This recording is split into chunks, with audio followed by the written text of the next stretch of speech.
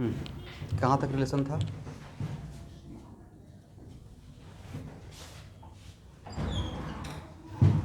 C equal to n delta T, correct है ना? तो ये है मोलर हीट कैपेसिटी।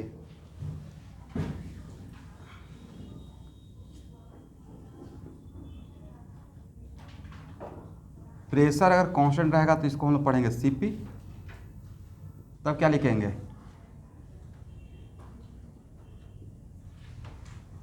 सही है ना? यहाँ देखिए अब, देन Qp इक्वल टू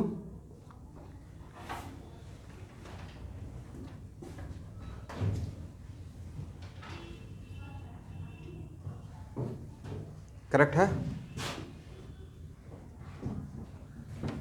इसका मतलब प्रेशर कांस्टेंट रहेगा और नंबर ऑफ मोल भी कांस्टेंट रहेगा, जो कि फिजिक्स में यही होगा।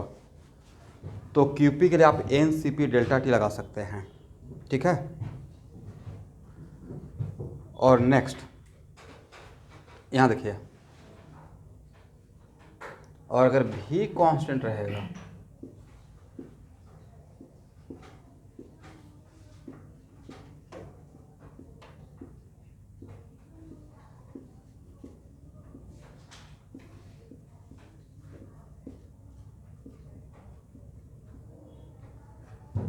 तो आप ये लिख सकते हैं।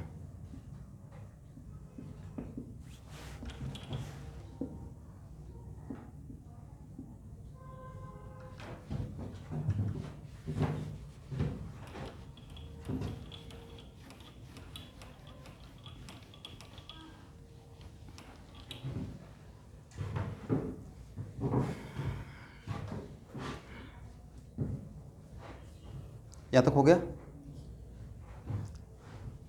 अब यहाँ देखिए स्टूडेंट,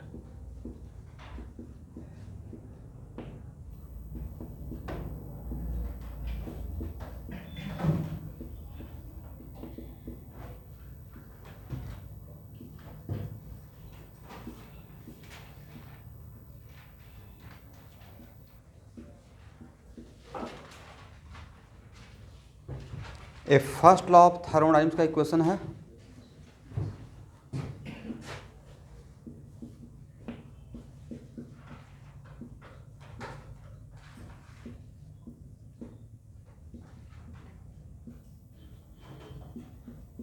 इतना लिख सकते हैं, करेक्ट?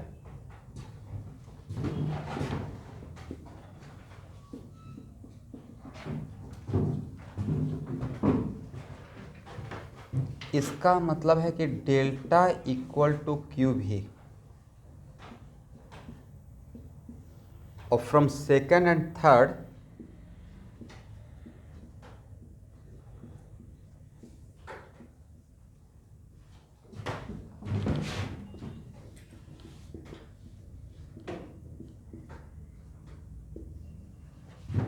क्या ये लिख सकते हैं?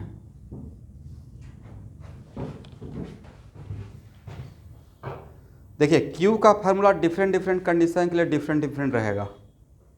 अब यहाँ पे बारीकी से बातों को समझिए। Q का फार्मूला डिफरेंट कंडीशन के लिए डिफरेंट क्यों रहेगा? क्योंकि Q पाथ पे डिपेंड करता है।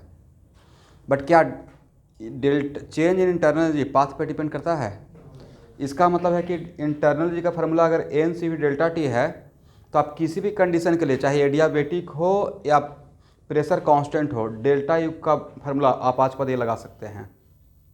ये प्रूफ यहाँ से दिस इक्वल टू दिस करके हम लोग ये लाए हैं फार्मूला, बट डेल्टा यू का फार्मूला क्या डिफरेंट प्रोसेस के लिए डिफरेंट रहेगा या सेम रहेगा?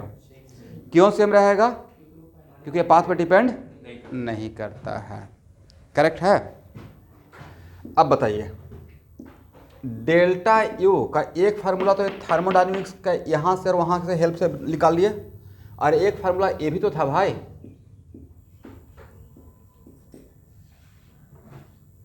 हाँ या ना?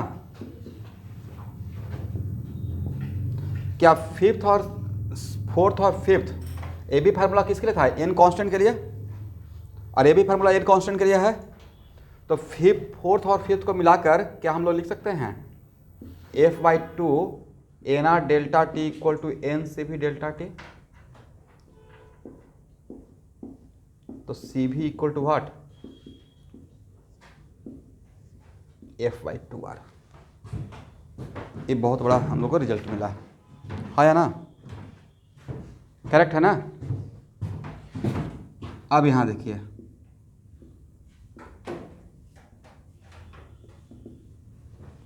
अगर ये मोनोटॉमिक रहेगा, क्या रहेगा, मोनोटॉमिक, तो सी भी कितना कहलाएगा, और अगर डायटोमिक रहेगा तब, डायटोमिक और वाइब्रेशन को इग्नोर कर रहा हूँ, ठीक है, अगर नहीं मेंशन किया रहेगा मतलब वाइब्रेशन नहीं काउंट कर रहा हूँ, और अगर पॉलीएटॉमिक रहेगा विथ नॉन लीनियर, बार बार बोलने का रिक्वायरमेंट है, समझ में आ जाएगा, तब सी क्या रहेगा,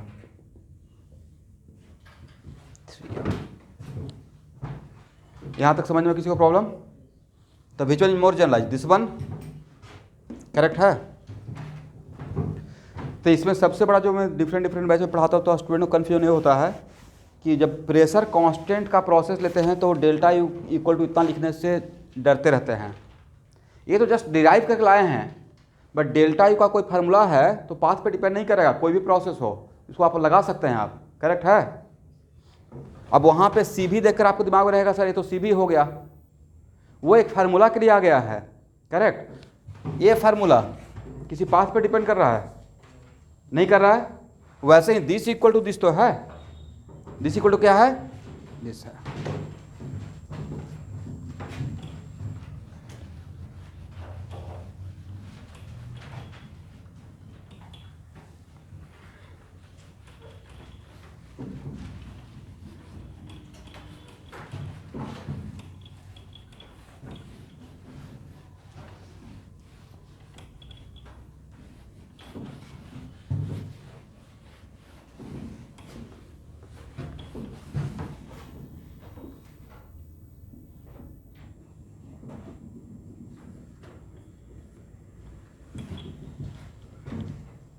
यहाँ तक सही है।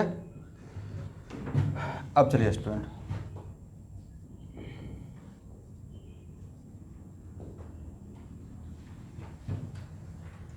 Q equal to delta U plus W, N constant के लिए, ये 2 मार्क्स में आएगा एग्जाम में।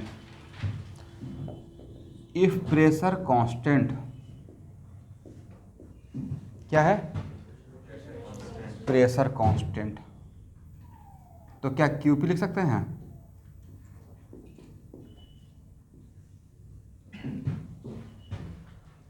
और यहाँ पे क्या लिखेंगे,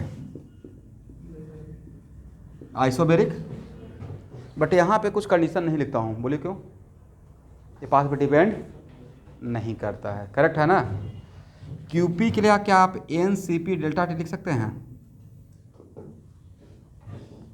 और डेल्टा यू के बदले क्या N C P delta T आप लिख सकते हैं, हाँ या ना। और इसके लिए पी डेल्टा भी कल पढ़ाए थे, और P V equal to N R T से अगर पी कांस्टेंट है और एन भी कांस्टेंट है तो पी डेल्टा वी के लिए क्या एन आर डेल्टा टी लिख पाएंगे, कल डिफरेंशियल लेना सिखाए थे ना इन दोनों कंडीशन को लेकर। तो N C P delta T equal to N C V delta T plus N R delta T, हाँ या ना। एन और डेल्टा टी कैंसिल कर दीजिए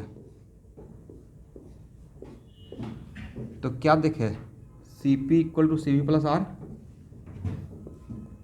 तो C P minus C V equal to what, are.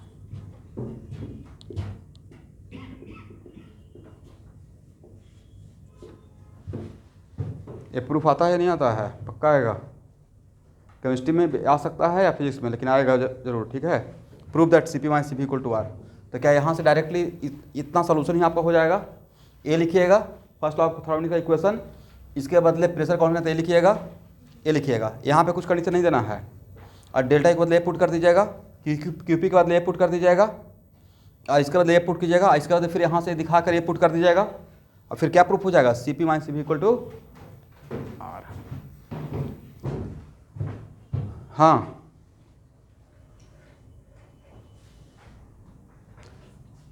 तभी तो भाई कौन सा क्लास है ये, फिजिक्स का क्लास है या केमिस्ट्री का है?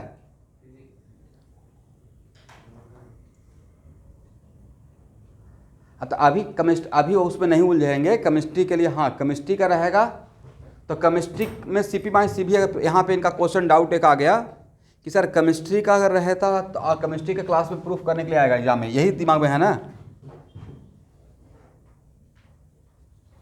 तो केमिस्ट्री में फर्स्ट लॉ ऑफ थर्मोडायनेमिक्स का इक्वेशन ऐसे लिखा जाता है। कैसे लिखा जाता है?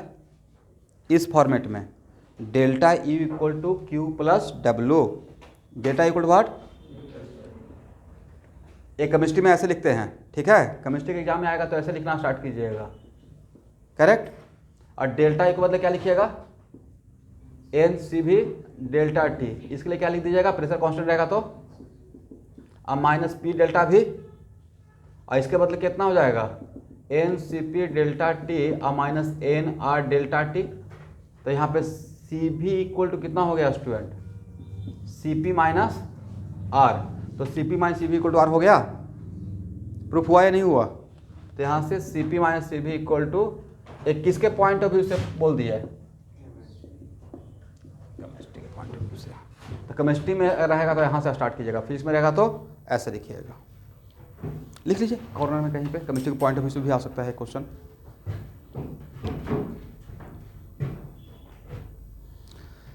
जितना भी कल के क्लास में वर्गमूल का फार्मूला पढ़ाए हैं उस सारे फार्मूला में माइनस लगा दीजिएगा तो केमिस्ट्री का वर्गमूल बन जाएगा, ठीक है।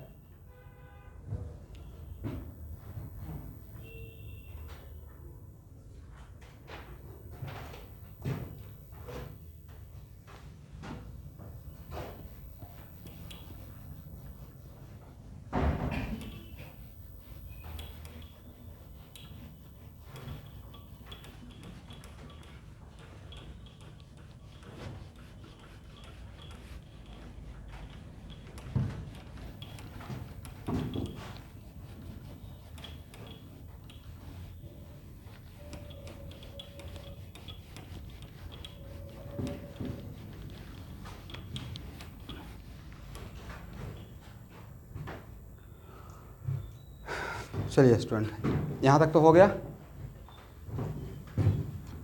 अब यहाँ देखिए,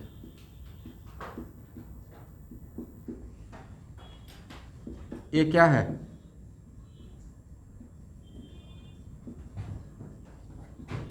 molar heat capacity of gases.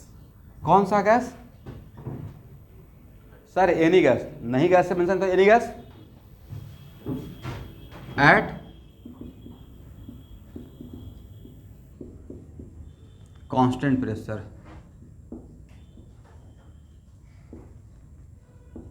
ये क्या है? Molar heat capacity of gas at what? Constant pressure, but it is valid for all type of gases, all ideal gas. ये डायटोमी के लिए है, ट्राइटोमी के लिए है, किसी भी गैस के लिए है, किसी भी गैस के लिए, करेक्ट है ना। तो हर गैस के लिए इसका हम लोग एडवांटेज लेंगे।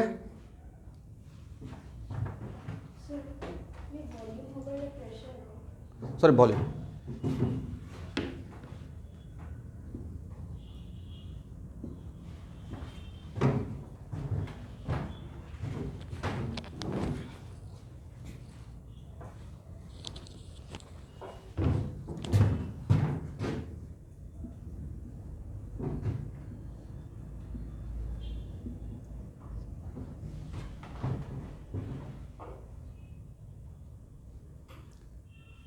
देखते हो स्टूडेंट, कल की क्लास में एक ऐसा रिलेशन पढ़ाए हैं।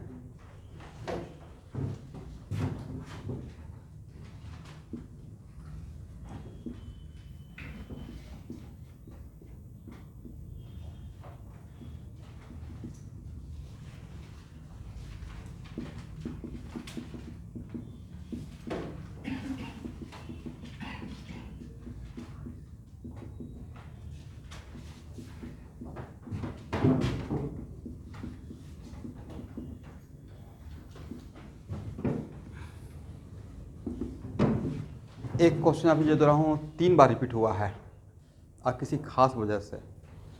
क्वेश्चन ये है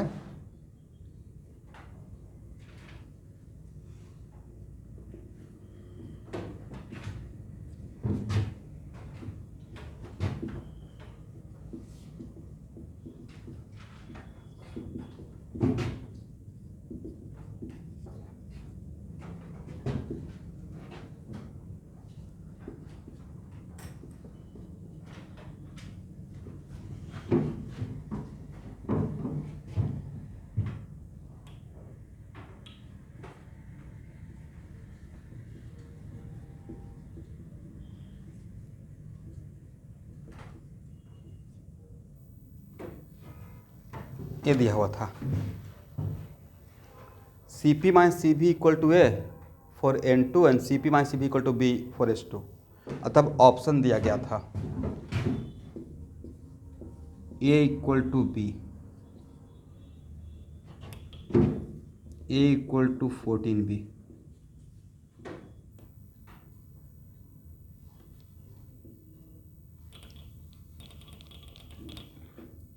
बी इक्वल टू 14a।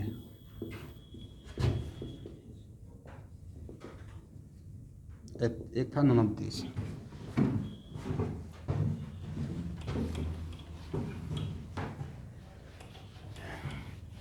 बोलिए तो कौन सा आंसर होगा?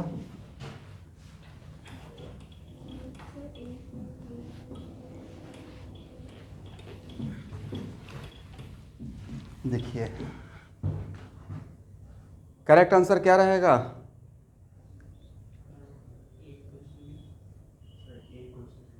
ए इक्वल टू बी। एग्जामिनर आपसे कितना आगे है, जस्ट इमेजिन। वो कितना बारीकी से चीज़ों को समझता है, वो टर्मिनोलॉजी को समझा हुआ है कि आप लोग Cp और Cv ये माइंड में बैठा दिया गया कि इसका मतलब मोलर क्या है। उसने इंडिकेशन क्या किया, मोलर बोला या स्पेसिफिक? मेरी मर्जी है, मैं क्वेश्चन में सेट कर दिया कि नहीं Cp को मैं यहाँ पे स्पेसिफिक मान रहा हूँ, मेरी मर्जी है, मैं क्वेश्चन सेट कर रहा हूँ, करेक्ट। तो उन्होंने वहाँ पे मोलर बोला या स्पेसिफिक बोला? ये Cp minus Cv equal to R कब होगा? जब Cp और Cv मोलर रहेगा। क्या रहेगा? स्पेसिफिक के लिए Sp minus Sv equal to R होगा। Cp माइनस Cv, यहाँ देखिए, यहाँ से देख लीजिए, इसके बदले क्या लिख सकते हैं? Sp into molar mass and Sv into molar mass equal to what? R. तो Sp minus Sv equal to what? R by M. Correct है ना गैस के लिए? बट वहाँ पे उन्होंने क्या किया, एस ना दे के, चूँकि उन लोग को पता है कि सी देखकर ही आप मोलर मान लीजिएगा, तो उन्होंने एस देते तो सब लोग को समझ में आ जाता। उन्होंने इसको टर्म को क्या लिया, Cp एंड Cv, अब बीच में इसको दे दिए कि Cp और Cv को वो यहाँ पे क्या मान रहे हैं। अगर स्पेसिफिक मान रहे हैं तब यहाँ पे कौन सा होगा? तो आप तो Cp minus Cv equal to R देखिएगा, तो A equal to B equal to R दिमाग में आ जाएगा। बट ये ऑप्शन सही रहेगा? नहीं रहे। समझे या नहीं समझे बात को? तो अब अगर ये स्पेसिफिक है, बात को समझे कहाँ पे मिस्टेक हो सकता था? एक एक वर्ड को पकड़ना है, राइट। मोलर था या स्पेसिफिक मैंने लिखा, तो यहाँ पे Cp माइनस Cv अगर स्पेसिफिक है तो R होगा या R बाई एम? तो हर गैस के लिए एम सेम रहता है या डिफरेंट रहता है? डिफरेंट रहता है। तो अगर हाइड्रोजन रहता तो Cp minus Cv equal to क्या लिखिएगा?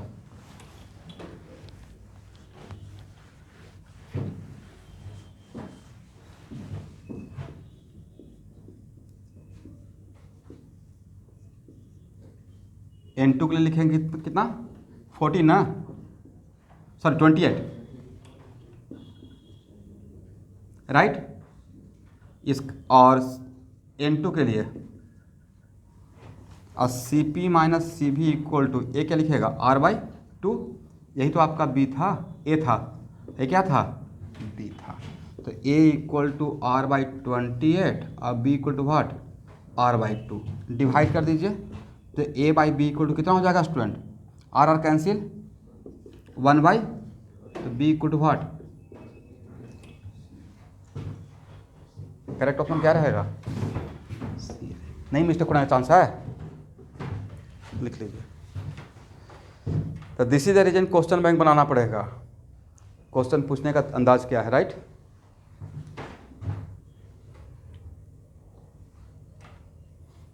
और अगर मोलर लिखा रहता तब क्या होता? ए इक्वल टू बी होता। आप लोग क्वेश्चन की ग्रेविटी को समझे नहीं समझे है कि यहाँ पे जानते हुए भी -1 आ जाएगा?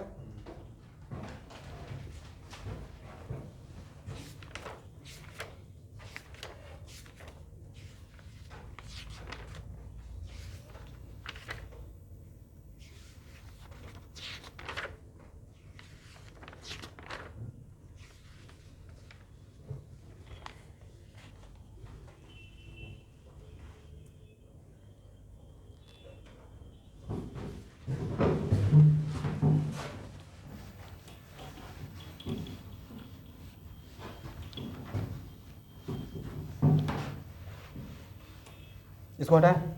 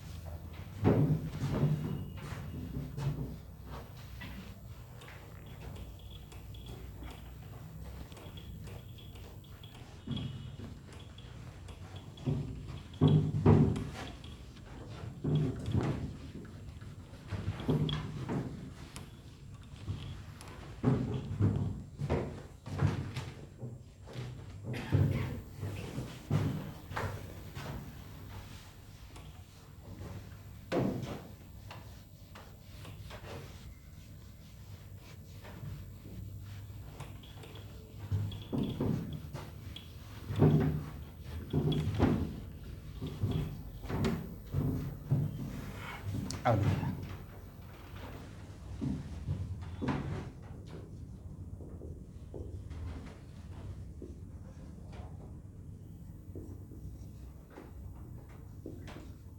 यहाँ देखिए, molar heat capacity of gas at constant pressure, ratio of Cp and Cv को हम लोग यहाँ पे क्या एक टर्म दिए हैं, gamma.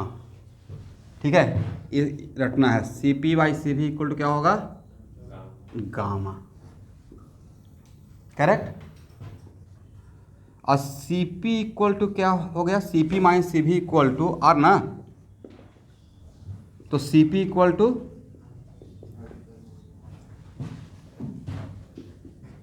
Cv equal to F/2R, more and more generalise. तो Cp इक्वल टू क्या लिख सकते हैं, F/2 + 1 इंटू आर, लिख लीजिए। करेक्ट है। तो भाई Cp/Cv इक्वल टू क्या हो जाएगा, F/2 + 1 R divide by R आपस में कैंसिल। इसको क्या पढ़ते हैं स्टूडेंट, 1 + 2/F लिख देंगे। और सम टाइम्स क्वेश्चन उल्टा तरीके से पूछा जाता था हम लोग के टाइम पे, एफ देके गामा देके डिग्री ऑफ फ्रीडम पूछा जाता था। क्या देकर क्या पूछा जाएगा, गामा देकर डिग्री ऑफ फ्रीडम पूछा जाएगा। करेक्ट।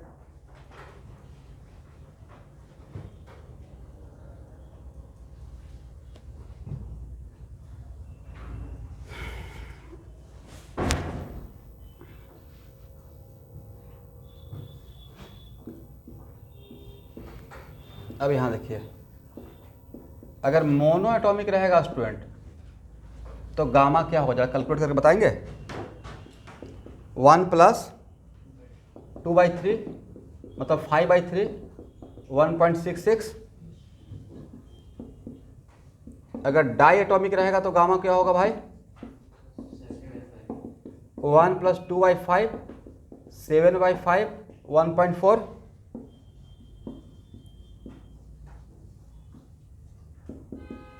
और अगर पॉली एटॉमिक रहेगा तो 1 + 2 कितना हो जाएगा, 4/3, 1.33।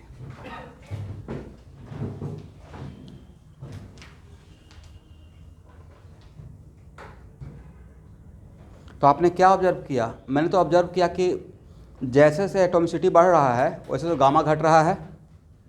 एटॉमिसिटी इंक्रीजेस, गामा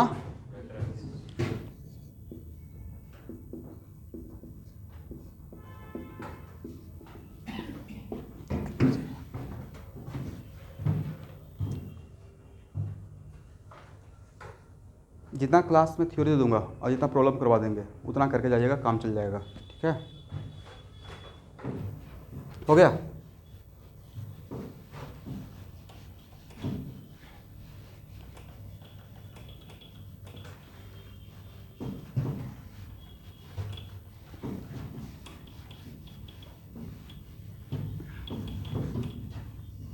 इसको इसको हटाएं।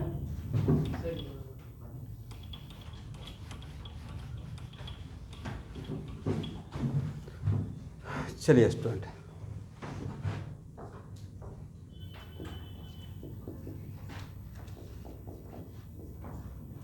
दोनों तरफ सीबी से डिवाइड कीजिए।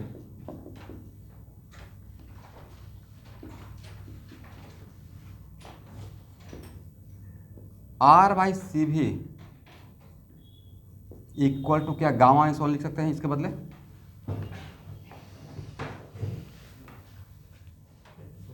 करेक्ट।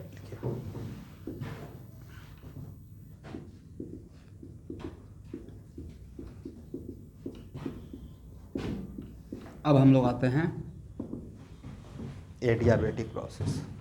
ठीक है, एडियाबेटिक प्रोसेस का ऐसे तो वर्गीकरण ऑलरेडी हम लोग निकाल चुके हैं। एडियाबेटिक प्रोसेस के लिए Q इक्वल टू क्या लिखेंगे स्टूडेंट, और एडियाबेटिक प्रोसेस में ए क्या रहेगा 0, तो क्या W adiabatic equal to delta E लिख सकते हैं, माइनस डेल्टा यू।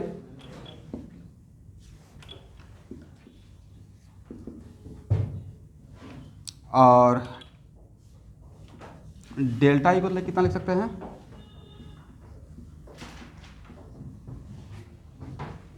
सही है।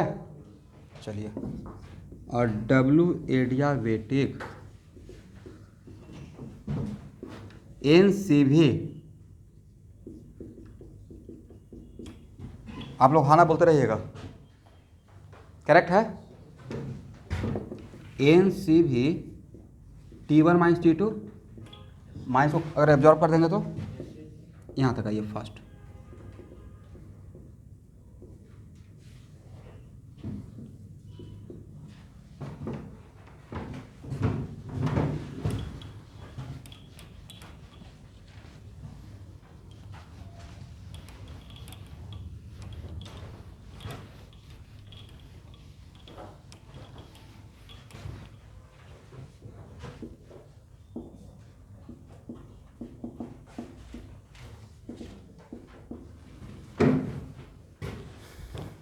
यहाँ तक हो गया।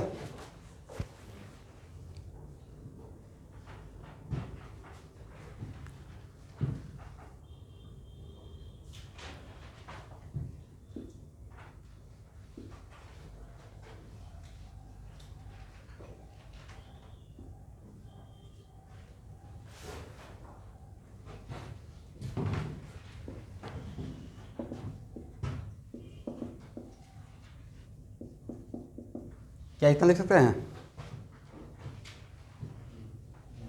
सी भी के बदले, तो सी भी के बदले मैं पुट कर रहा हूँ R by gamma minus 1 T1 minus T2, correct है ना।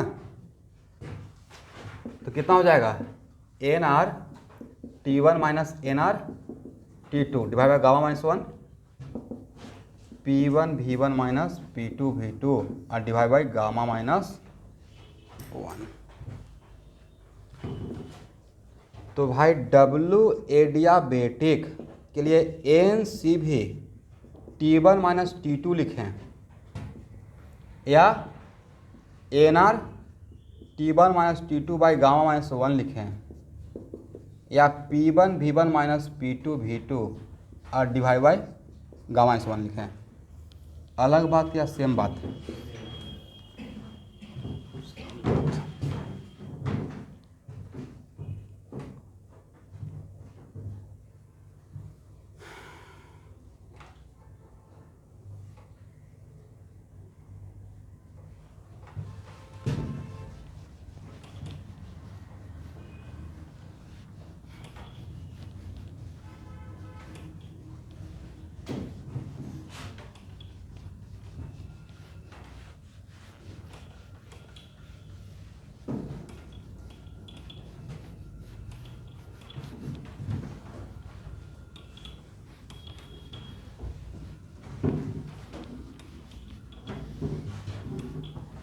करेक्ट है ना।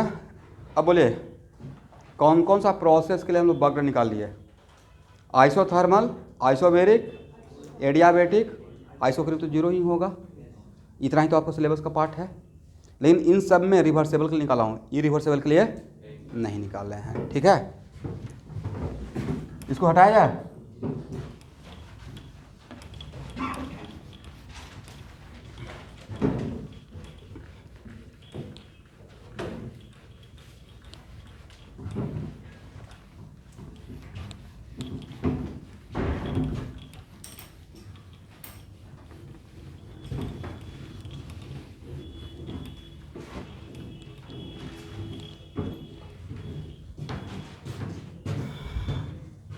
फिजिक्स में तो सेकेंड लॉ ऑफ थर्मोडायनेमिक्स नहीं आएगा, केमिस्ट्री में आ सकता है, फिजिक्स में शायद पढ़ाया भी नहीं गया होगा।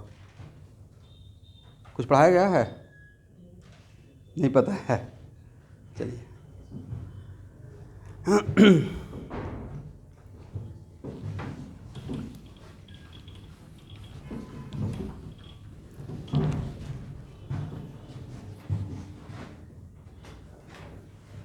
फिर से यहाँ पे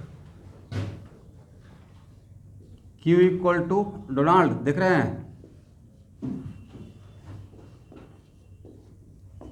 अगर ऐसे लिखेंगे तो इसको ऐसे लिखेंगे भाई, हाँ या ना? और अगर मेरा ए प्रोसेस एडियाबेटिक रहेगा तो डी क्यू क्या रहेगा?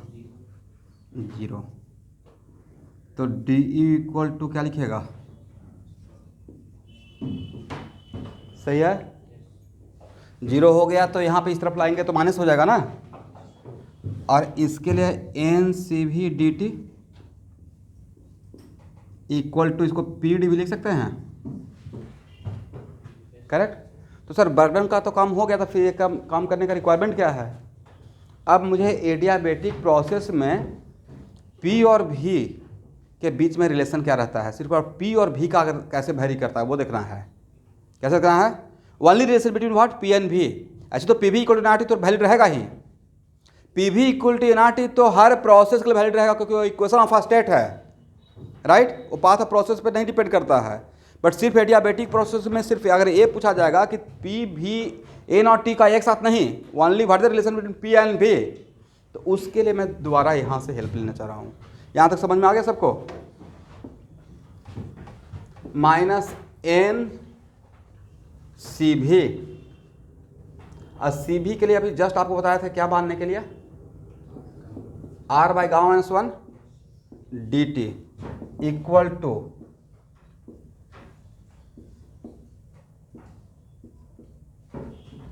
पी के बाद इतना लिख सकते हैं।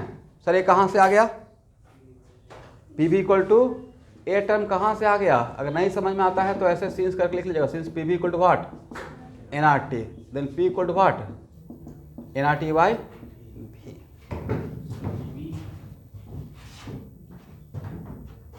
ठीक तो है?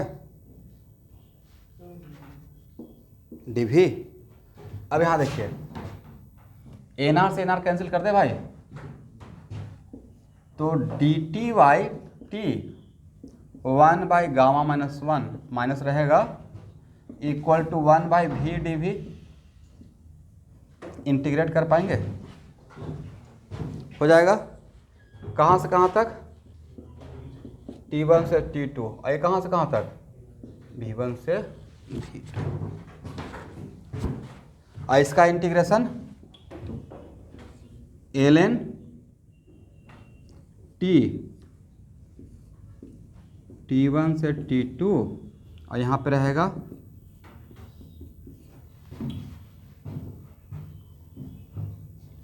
सही है।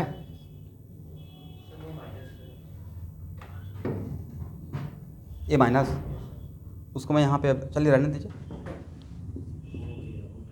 मैं एब्जॉर्ब कर दिया था, इक्वल टू ln भी V1 से V2।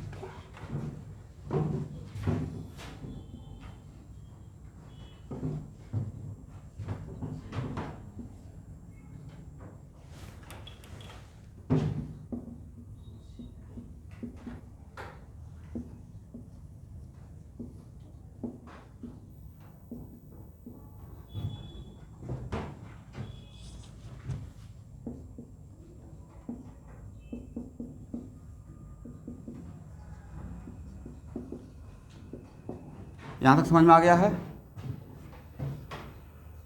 करेक्ट है ना? कुछ किया ही नहीं, अपर लिमिट और लोअर लिमिट पुट किया। क्या इस माइनस को यहाँ पे एब्जॉर्ब कर सकते हैं? इस माइनस को यहाँ पे एब्जॉर्ब कर सकते हैं ना? तो माइनस को एब्जॉर्ब कीजिएगा तो क्या हो जाएगा, 1/γ-1 ln T1 minus ln T2 equal to what, ln V2 minus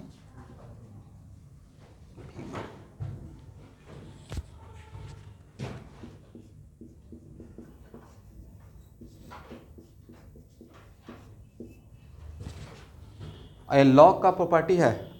यहाँ देखिए लॉग ए माइनस और ln लिखने का मतलब है ln अगर x लिखा रहेगा, इसका डिफ़ॉल्ट मतलब होता है कि बेस e है, अब पावर क्या है x। This is the property of what, log equal to ln V2/V1।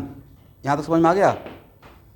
और लॉग का ए भी प्रॉपर्टी है, लॉग ए के पावर b के पावर x रहता है, तो इसको x लॉग a के पावर b लिख सकते हैं, हाँ या ना? तो इसके अगर इसके बदले ये लिख सकते हैं तो क्या इसके बदले ऐसे लिख सकते हैं? इसके बदले ये लिख सकते हैं, तो क्या इसके बदले इसको यहाँ पे पावर दे सकते हैं इधर आकर? वैसे ही इसको क्या हम लोग पावर में लेके जा सकते हैं, लेके जा सकते हैं ना? या एक काम कीजिए ना, एक कर दें क्रॉस मल्टीप्लाई करके, ये यहाँ भेज दिए ln T1/T2 equal to ln V2/V1 के पावर व्हाट, गामा माइनस, लिखिए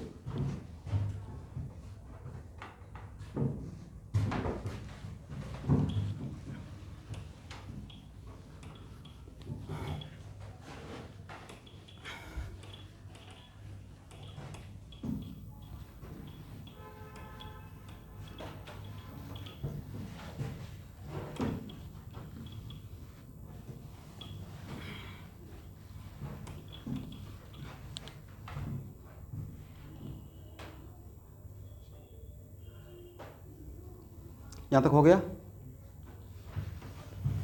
इसके बाद मैं आपको पीडीएफ बनाकर सेकंड टर्म के लिए जो अरिहंत का आता है ना, उसका पीडीएफ बना के आपको भेज दूँगा सॉल्यूशन के साथ। मैं कुछ खुद तो यहाँ पे प्रॉब्लम लूँगा ही, बट फिर भी एग्जाम में बैठने से पहले उसको देख कर पहले तो खुद से बनाइएगा, नहीं उसमें एनसीईआरटी का भी क्वेश्चन है तो उसका सॉल्यूशन देख कर भी एक बार प्रैक्टिस करके जाइएगा। बट मुझे लगता है कि जितना यहाँ पर मैं बात कर लूँगा उससे बहुत नीचे ही रहेगा वो क्वेश्चन। करेक्ट। देखिए लॉग का एक और प्रॉपर्टी है, अगर बेस सेम रहता है तो x इक्वल टू बाई लिख सकते हैं। क्या लिख सकते हैं? लिखिए इसको कहीं पे कॉर्नर में लिखिए जल्दी से।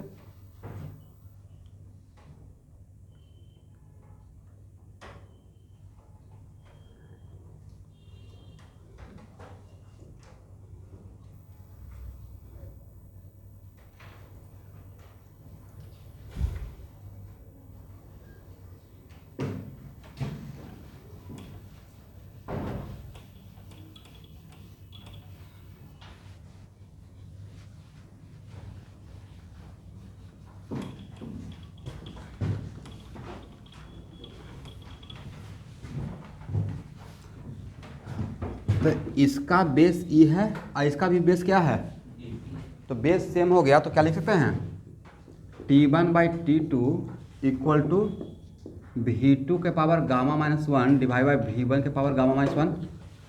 अब हाँ ना बोलते रहिएगा, क्रॉस मल्टीप्लाई कीजिए, T1 V1 के power gamma equal to what, T2 V2 के पावर, इसका मतलब एक कांस्टेंट रहेगा, इसका मतलब यहाँ से इम्प्लाई TV के पावर गामा-1 क्या होता है, कांस्टेंट। कौन सा प्रोसेस, एडियाबैटिक प्रोसेस में। तो समटाइम्स 3 मार्क्स में प्रूफ करने के लिए आ जाएगा एग्जाम में, prove that in adiabatic process derivation. तो डेरिवेशन अब हो पाएगा, घर पे 2 बार करना पड़ेगा तब होगा।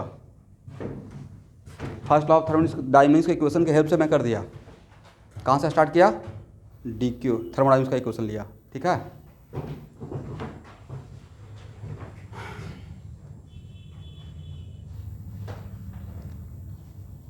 इसको हटाएं। अब देखिए एडियाबेटिक में अगर एक बार आपने किसी भी दो के बीच में रिलेशन निकाल लिया तो बाकी बार बार रिलेशन नहीं याद रखेगा, बाकी बार बार रिलेशन निकालने का रिक्वायरमेंट नहीं रहेगा। वजह सर ये तो टी और भी का रिलेशन बताया, मुझे पी और भी का चाहिए था एडियाबेटिक में, कोई बात नहीं है। टी भी के पावर गामा -1 कांस्टेंट है और टी के बदले आप पी भी बाई एन आर ये लिख सकते हैं कांस्टेंट। कहाँ से लिख दिए, किसके बदले लिख दिए, कहाँ से ले आए, पी वी इक्वल टू, ये तो ऑलवेज वैलिड रहेगा ना भाई, ये प्रोसेस पे डिपेंड करता है या ये ऑलवेज वैलिड रहेगा, हर पॉइंट पे वैलिड है, हर पॉइंट पे वैलिड है चाहे कोई भी पाथ हो, राइट। तो यहाँ से T equal to P Y N R लिख सकते हैं। अब देखिए this into this equal to what, this और एन तो amount fixed amount of gas, तो दिस एक कांस्टेंट है, ये क्या है कांस्टेंट, ये भी क्या है कांस्टेंट इंटू कांस्टेंट, फिर से क्या हो जाएगा कांस्टेंट हो जाएगा, ठीक है। तो सर ये तो टी और भी का आ गया। देखिए मैं जल्दी इसको याद रखता हूँ, ये याद रखना आसान है, पी वी के power gamma equal to what constant, correct है ना।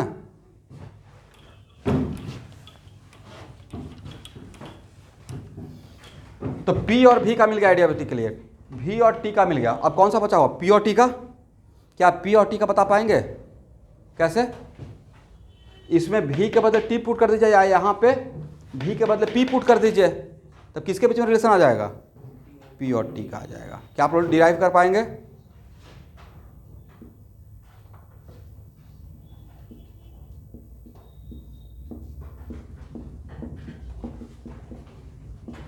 देखिए मैं यहाँ से डिराइव कर लेता हूँ।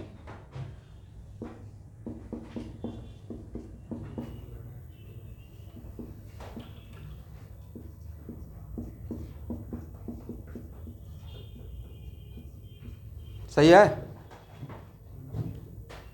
ये ऊपर लेके चला गया और एन आर के पावर गामा और टी के पावर गामा और ए वैल्यू कांस्टेंट है तो ए भी वैल्यू तो कांस्टेंट हो जाएगा। तो क्या हो गया पी के पावर 1 माइनस गामा टी के power gamma equal to what constant.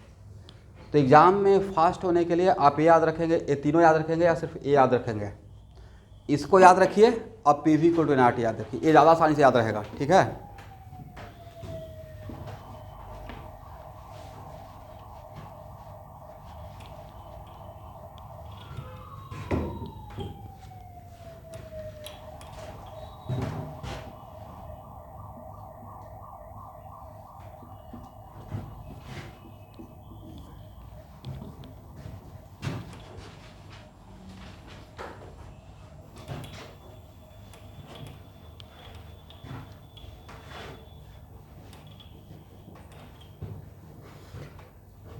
यहाँ तक समझ में आ गया तो आगे बढ़ूँगा, हो गया ना। अब देखिए याद है कल के क्लास में इसके लिए वर्गमूल निकाले थे, जहाँ पे एन मुझे नहीं पता था, पी भी के power n equal to constant के लिए वर्गमूल था ना, क्या था student sir P1 V1 minus P2 V2 और डिवाइड बाई 1 माइनस, यही था शायद भाई। अब यहाँ देखिए ये तो किसके लिए था सर, बस n नॉट इक्वल टू 1 होना चाहिए, बाकी n का वैल्यू कुछ भी 2/3 5/3 व्हाट एवर। तो एक्चुअल में यहाँ पे अगर एडियाबेटिक का देखिएगा, एडियाबेटिक तो पी भी के power gamma equal to constant, तो यहाँ पे n का काम कौन करेगा, यहाँ पे n का वैल्यू और गामा पुट करेंगे तो किसका निकल जाएगा P1 V1 minus P2 V2 और डिवाइड बाई। तो आज जो डिराइव किए और कल जो डिराइव करके रखे थे नहीं था, this one more and more generalise, this one what more and more generalize, हाँ या ना। आप लोग समझे मैं कहाँ से कोरिलेट किया। तो ये जो कल डिराइव किए थे ये सिर्फ गामा के लिए वैलिड रहेगा या किसी भी वैल्यू के लिए, n इक्वल टू 1 छोड़कर बाकी किसी भी वैल्यू। गामा तो फिक्स है ना भाई कि मोनोएटॉमिक डायटोमिक और क्या पॉलीएटॉमिक, उसके लिए गामा तो फिक्स हो गया, तो 1.66 फिर 1.4 और 1.33। बट मैं तो यहाँ पे गामा को छोड़कर बाकी एन का वैल्यू 10/6 भी रहेगा, उसके लिए भी वैलिड हो जाएगा।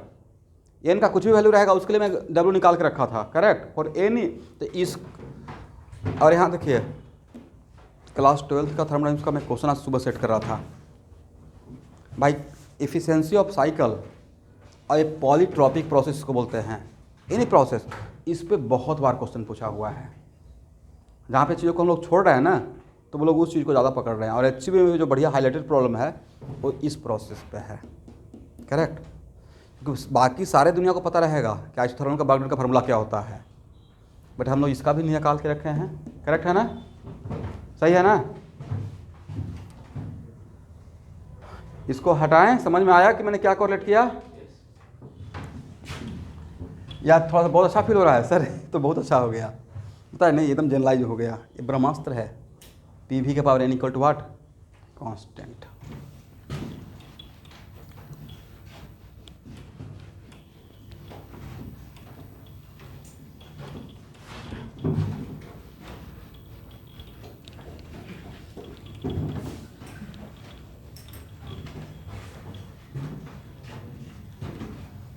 चलिए भाई, अब फिर से आते हैं।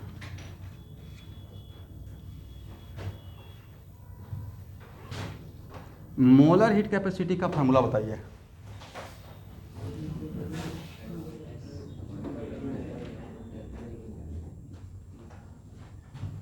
N delta T, correct.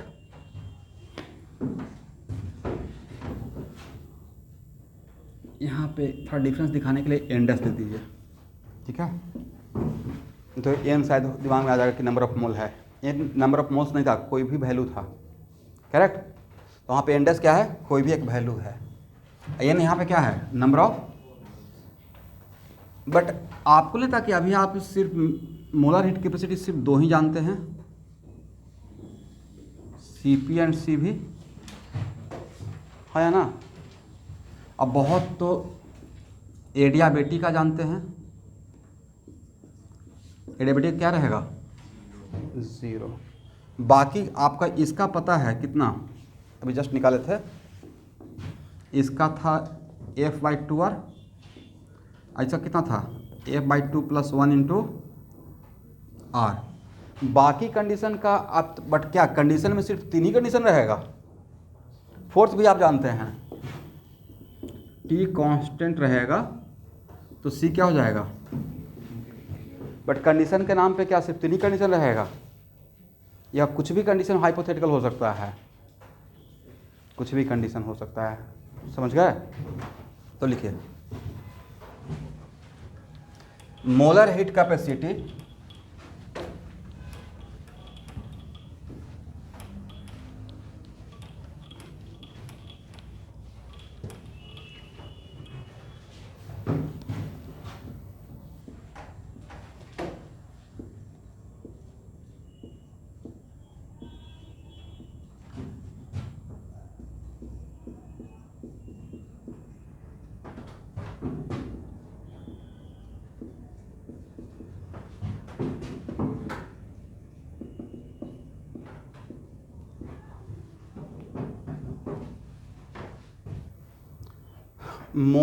Molar heat capacity for any polytropic process, correct है ना।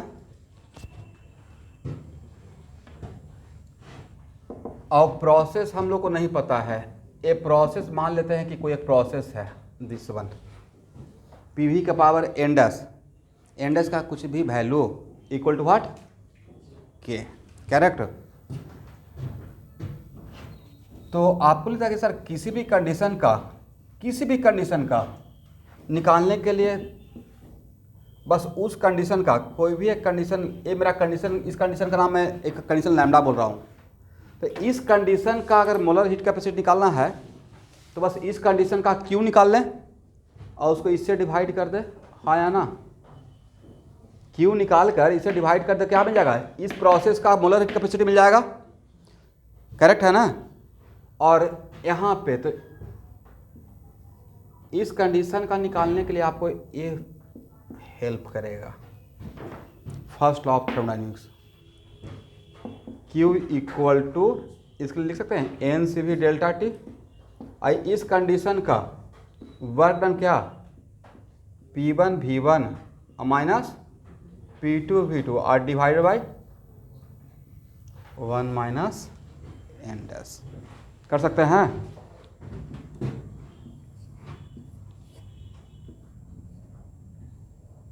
N C V delta T.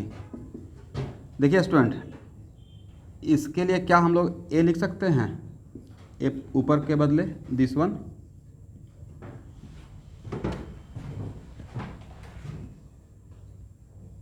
लिख सकते हैं N R T one minus N R T two. N R common ले लेंगे तो क्या हो जाएगा, N R T two N are,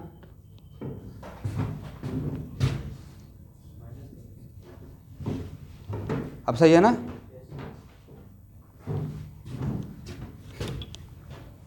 चलिए सुन, कोई बात नहीं, एन आर टी वन लिख सकते हैं ना, और N R T two 1 minus N dash. Q equal to N C V delta T plus N R T two minus T one N dash minus 1।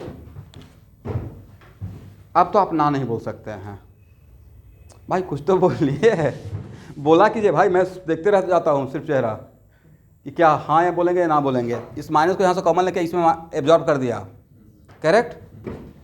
अब इसको डेल्टा टी बोल सकते हैं, तो Q equal to N delta T, यहाँ से लेकर यहाँ तक कॉमन लीजिए तो क्या हो जाएगा, C V plus R by N dash minus 1।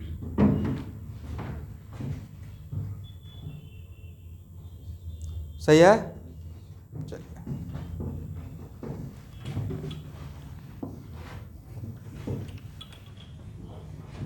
तो अब इस प्रोसेस के लिए क्या Q by N delta T, और Q में हम लोग इस प्रोसेस के लिए निकाल लिए, कितना हो जाएगा, N delta T C V plus R by N dash minus 1 by N delta T.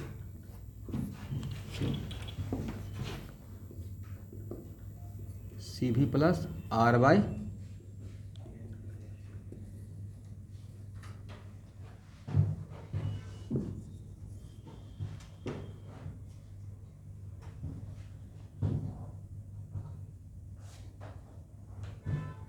Correct है ना।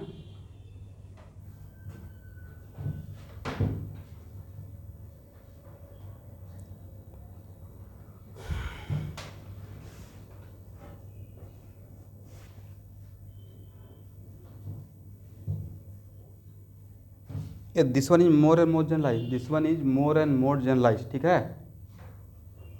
ये पी कांस्टेंट के लिए भी आइएगा तो सीपी जो पहले जानते हैं वो यहाँ से मिल जाएगा, करेक्ट है ना। तो this one is more and more generalize. ये किस प्रोसेस का, सर ये तो किसी भी प्रोसेस का हो जाएगा, ये किसी भी प्रोसेस का हो जाएगा। सर आइसोथर्मल के लिए वैलिड है, बिल्कुल वैलिड है। आइसोथर्मल के लिए यहाँ पे इन्फिनिटी है ना, हाँ या ना। पी आइसोथर्मल के लिए पी भी कांस्टेंट, तो भी के पास कितना एन 1, तो एन डैश का काम 1 करेगा, तो 1 माइनस 1 आर बाई 0 इन्फिनिटी, तो सी वी प्लस इन्फिनिटी क्या हो जाएगा, इन्फिनिटी हो जाएगा। तो हर सब प्रोसेस के लिए वैलिड है। सर एडियाबेटिक के लिए वैलिड रहेगा, बिल्कुल वैलिड रहेगा। एडियाबेटिक के लिए क्या रहेगा, पी भी के पावर गामा, तो एन डैश का काम कौन करेगा, तो C V plus R by gamma minus 1, C V plus R by gamma minus 1, correct है ना। और एक यहाँ पे देखिएगा, इसके बदले गामा में सी भी प्लस आर, और गामा के लिए सी पी बाई सी भी लिखेंगे, तो C V plus are C V और divide by C P by C V, सही है ना। और सी P by C V equal to, कहीं पे कुछ मिस्टेक तो नहीं हो रहा है।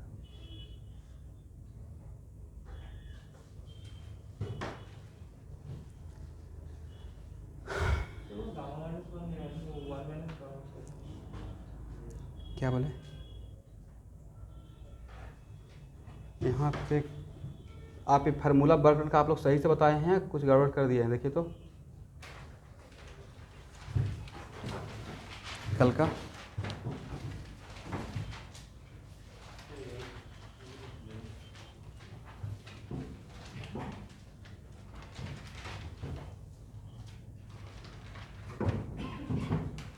P2 V2 था,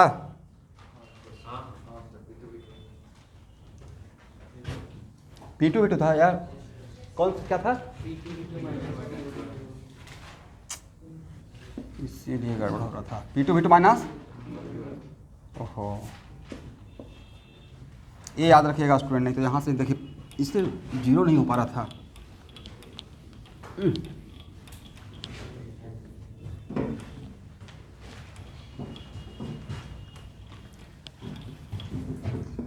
Q equal to N C V delta T plus N R delta T 1 minus N dash. अब सही है ना? चलिए अब C इक्वल टू लिखिए, ये C इस प्रोसेस किसी भी प्रोसेस के लिए तो N C V delta T plus N R delta T 1 minus N dash और divide by N delta T. Correct है? एन डेल्टा टी कैंसिल, तो C इक्वल टू कितना हो जाएगा, C V plus R by 1 minus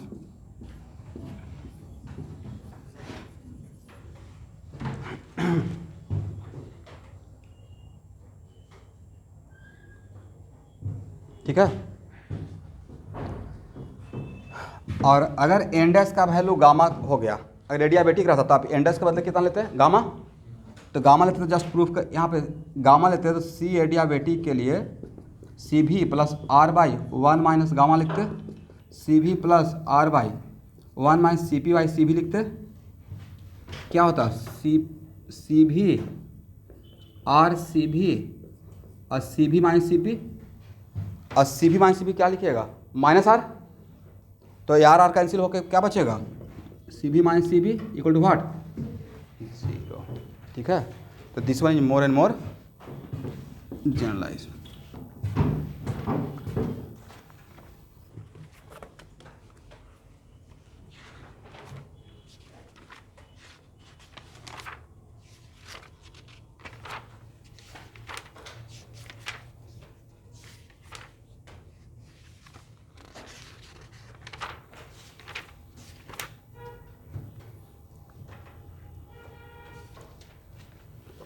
अब देखिए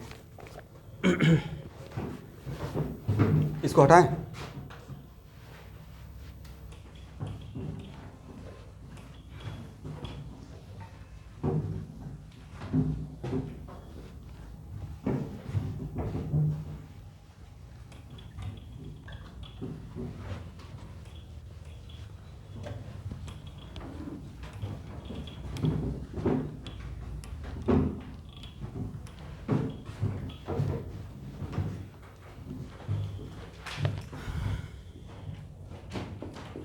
ये page number 78 है एप्सिलॉन का सेकंड वॉल्यूम,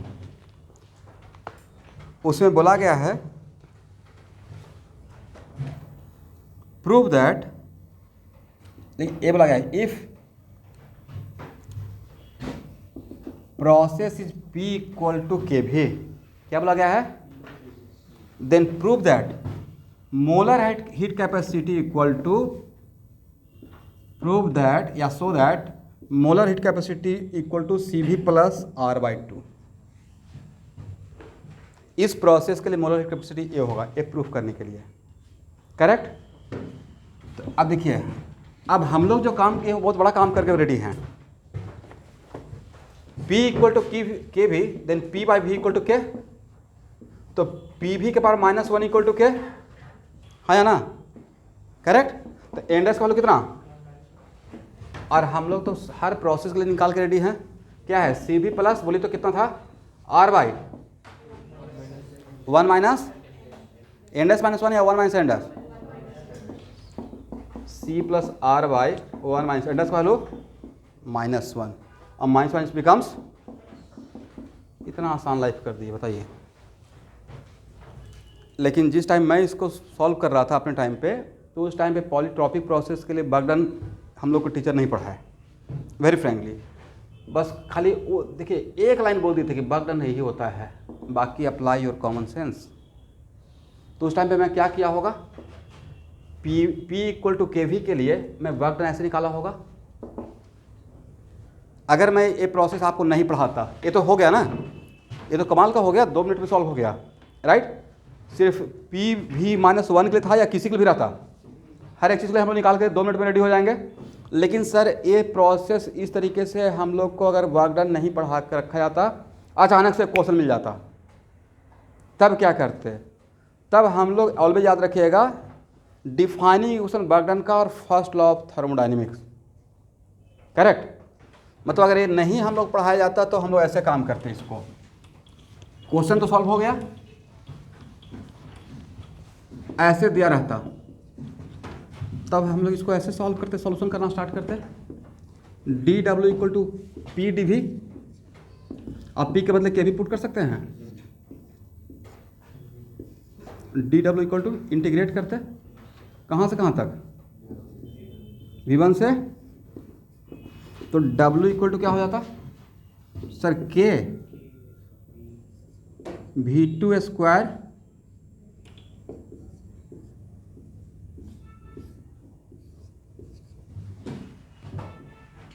बोलिए हाँ, ये मिल जाता। और K के बदले क्या आप लोग लिख सकते हैं, K V2², ये ठीक था ना, V²/2, K V2² - K V1²/2, और K के बदले क्या आप ये पुट कर सकते हैं, P2/V2 P/V कांस्टेंट हो गया ना भाई, और माइनस ये भी तो पुट कर सकते हैं, अब by2, A से A कैंसिल, A से A कैंसिल, क्या हो जाता, P2V2 - P1V1/2, एग्री। और इसके बदले क्या लिखते थे, nR∆T/2 PV यहाँ से, और तब यहाँ पे फर्स्ट लॉ ऑफ थर्मोडायनेमिक्स का इक्वेशन, Q तो निकालना पड़ेगा ना C निकालने के लिए, तो कितना NCV∆T और प्लस W के लिए कितना NR, करेक्ट है। लिखिए, आप लोग देख रहे हैं, मतलब अगर नहीं मैं वर्क डन इस टाइप का पढ़ाया हुआ रहता तो क्या क्वेश्चन छोड़ के आ जाएंगे, या डिफाइनिंग क्वेश्चन के बाद अपना दिमाग लगाना है। भाई आप तैयारी कर रहे हो JEE मेन का, IIT का, तो उस तरीके से थोड़ा सा बुद्धि अप्लाई करना पड़ेगा।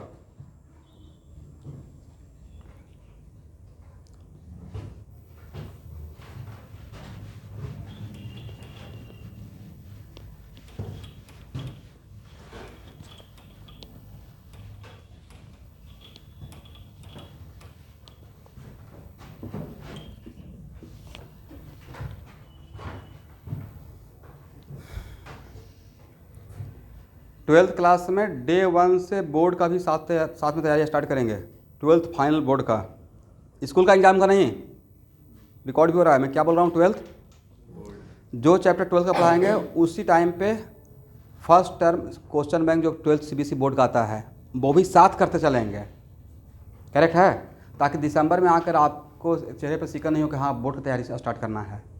वो कीजिएगा तो पूरा जो इन 2 साल में मेहनत किए हैं सब बेकार हो जाएगा, क्योंकि आप अपना 100% फिर बोर्ड की तरफ चले जाइएगा।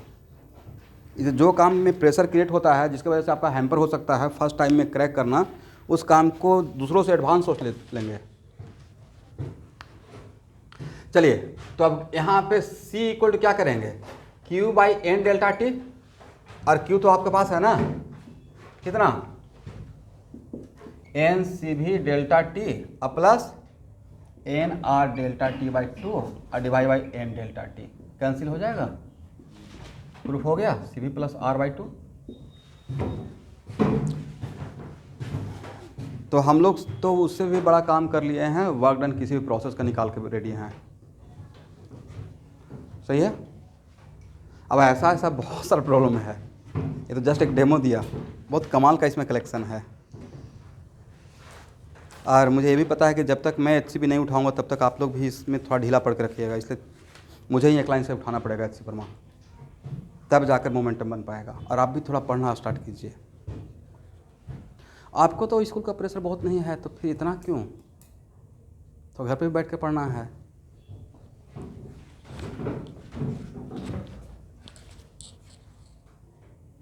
मुझे भी पता है कि यहाँ तक इतना थ्योरी पढ़ाने के बाद जब तक मैं 15 या 20 प्रॉब्लम नहीं लूँगा तब तक मोमेंटम नहीं आएगा, बट थ्योरी तो मोटा मोटी समझ में आ गया है।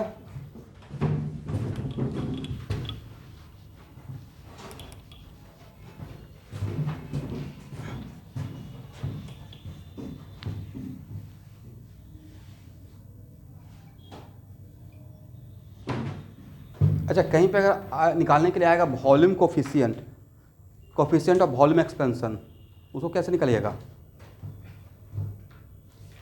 कोफिशिएंट ऑफ वॉल्यूम एक्सपेंशन का मतलब है delta we by way, delta we by, एक आध जगह मैं क्वेश्चन बैंक में देखा था। तो अब हम लोग बात करते हैं, ये स्लोप ऑलरेडी एक जगह हम लोग निकाले हैं गैसियस स्टेट में, बॉयल्स लॉ में। देखिए स्लोप,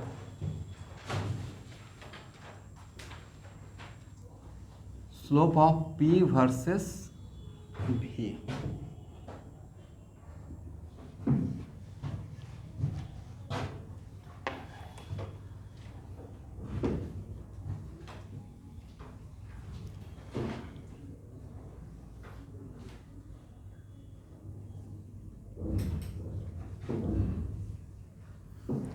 यहाँ देखिए स्टूडेंट,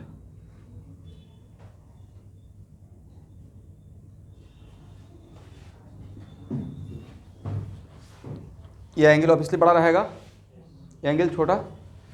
tan 120, मतलब ये पॉइंट को P1 बोल रहा हूँ, ये पॉइंट को कोई एक पॉइंट 0.1 और 0.2, स्लोप एट 0.1, tan 120, tan 120 का वैल्यू बताइए, बोलिए कैसे निकालिएगा? आपको 0 से 90 के बीच में याद है? इसको ऐसे भी तो निकाल सकते हैं सर, tan 180 माइनस 60 है ना, और tan 180 माइनस थीटा क्या होता है? Minus tan theta, minus tan 60 मतलब माइनस √3, एग्री? और स्लोप एट m2 के लिए क्या लिखेंगे? tan 135,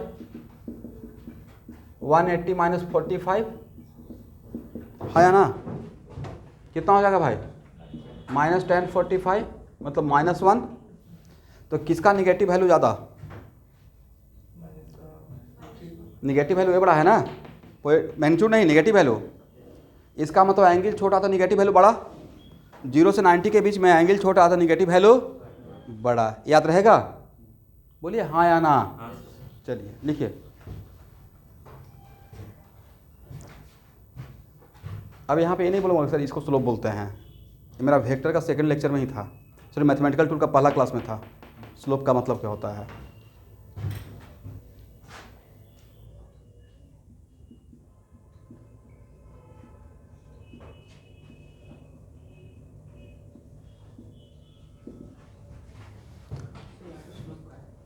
क्या बोले? इस पॉइंट पे टेंजेंट लिया और इस पॉइंट पे टेंजेंट लिया, ये मेरा कोई कर्व था y वर्सेस x का, एक थोड़ा सा हेल्प कर दिया कि देखिए जस्ट मुझे यहाँ पे सिखाना था कि एंगल छोटा है, एंगल बड़ा है, लेकिन 90 से बड़ा है। तो थीटा अगर 180 और 90 के बीच में रहता है तो tan थीटा का वैल्यू निगेटिव होता है। क्या होता है? निगेटिव। ये तो मैथमेटिकल टूल का फर्स्ट क्लास सेकंड क्लास है, राइट? तो किसी भी कर्व का किसी भी कर्व के गिवन पॉइंट पे, सिंगल पॉइंट पे स्लोप निकालने क्या करते थे? उस पॉइंट पे टेंजेंट ड्रॉ करते थे, और जो हॉरिजॉन्टल एक्सिस पे जहाँ पे कट करता वहाँ पे राइट लेकर एंटी क्लॉकवाइज घूमते थे, और जो एंगल मिलता था उसी के tan के वैल्यू को स्लोप बोलते हैं। तो ये क्या रहेगा? मान लेते हैं एंगल 120 और 135 है, करेक्ट? ये तो पता नहीं कि एंगल छोटा है एंगल बड़ा है, तो इसका वैल्यू मैंने निकाला -√3, इसका वैल्यू निकाला 135, अच्छा -1। फिर यहाँ से मैंने क्या बोला कि एंगल छोटा तो निगेटिव वैल्यू बड़ा, कहाँ से कहाँ के बीच में? 90 से 180 के बीच में। यहाँ तक आइए, हो गया?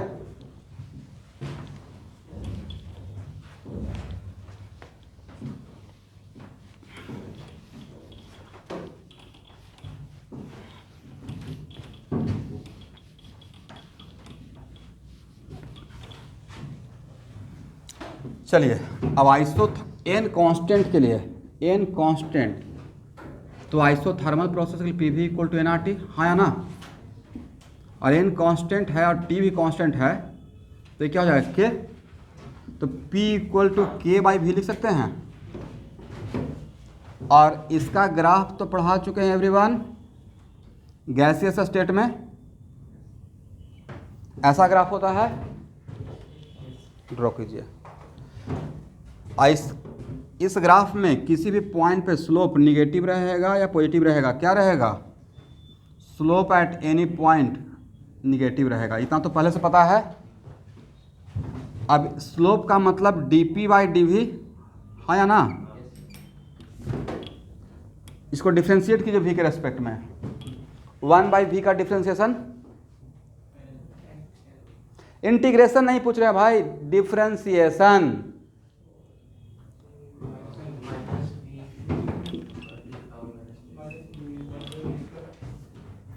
-1 बाई वी स्क्वायर, के तो कांस्टेंट है, एकदम दिमाग चलते रहना चाहिए। के बदले क्या पी भी लिख सकते हैं। तो स्लोप आइसोथर्मल प्रोसेस का स्लोप क्या हुआ, -p बाई भी। और P और V always positive, change in pressure negative हो सकता है बट P और V पॉजिटिव। आगे में क्या लगा हुआ है, निगेटिव। अब V tending to infinity, V tending to infinity, then slope becomes 0, तो आगे चल के 0 होता भी है या ना।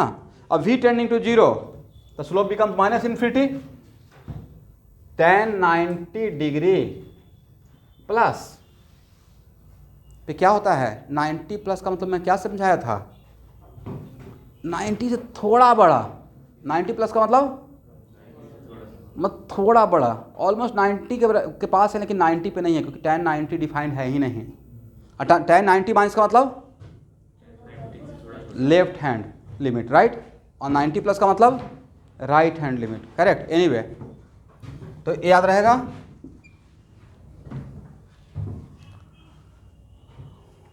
तो मोटा मोटी एक क्लास और लूँगा तो थर्मोडायनेमिक्स का थ्योरी आपका ख़त्म हो जाएगा।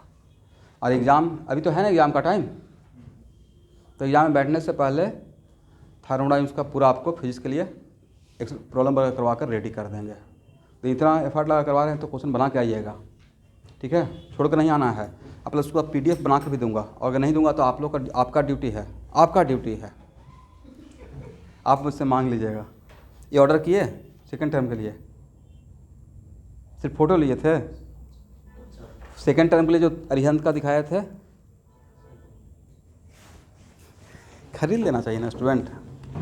ये सब के लिए बताओ नहीं, देखिए जनरली ये तो 12th में तो मैं फर्स्ट टाइम में मतलब इनिशियल में खरीदवा दूंगा आपको, बट इससे कुछ नहीं तो एक पैटर्न ढर्रा पता चलेगा कैसे एग्जाम में आएगा, राइट। ये बहुत ज़्यादा महंगी बुक नहीं थी, हार्डली 150 तक आ जाता, इसको लेना चाहिए। जो मुझसे बार बार पूछते हैं सर कहाँ से कुछ थ्योरी देखें, इसमें तो सब कुछ था थोड़ा सा।